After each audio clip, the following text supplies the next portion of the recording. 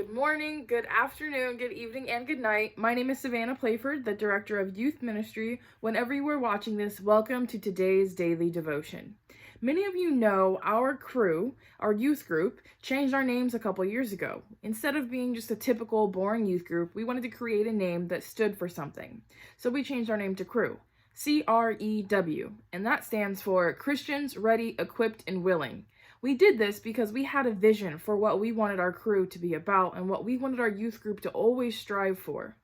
Unfortunately, with the pandemic, we have not been able to meet regularly in person for quite some time now, but recently we have made a schedule to start meeting in person again safely, and we are so excited. So, because we are doing this, I wanted to once again share with you the Bible verse that Crew is all about. Hebrews 10:24-25 says this. And let us consider each other carefully for the purpose of sparking love and good deeds. Do not stop meeting together with other believers, which some people have gotten into the habit of doing. Instead, encourage each other, especially as you see the day drawing near. Well, let's break down those verses because there's a lot going on in just those two simple verses. In verse 24, it talks about sparking love. Sparks are known all too well in California with all of the fires that we go through every single year. But a spark, in this case, is sparking an intense feeling in somebody else.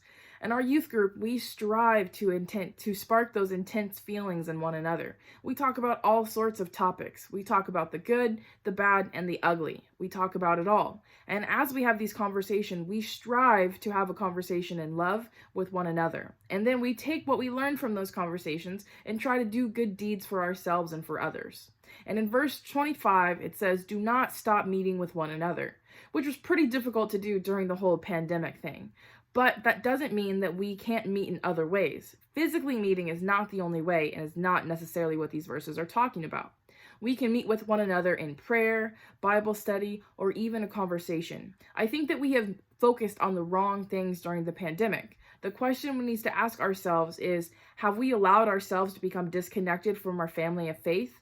I think the answer for most people is yes. Because of the pandemic, we've been at home and we have become disconnected, even though we all have a phone in front of us that is easily accessible that we can call, text, or video chat a friend of faith.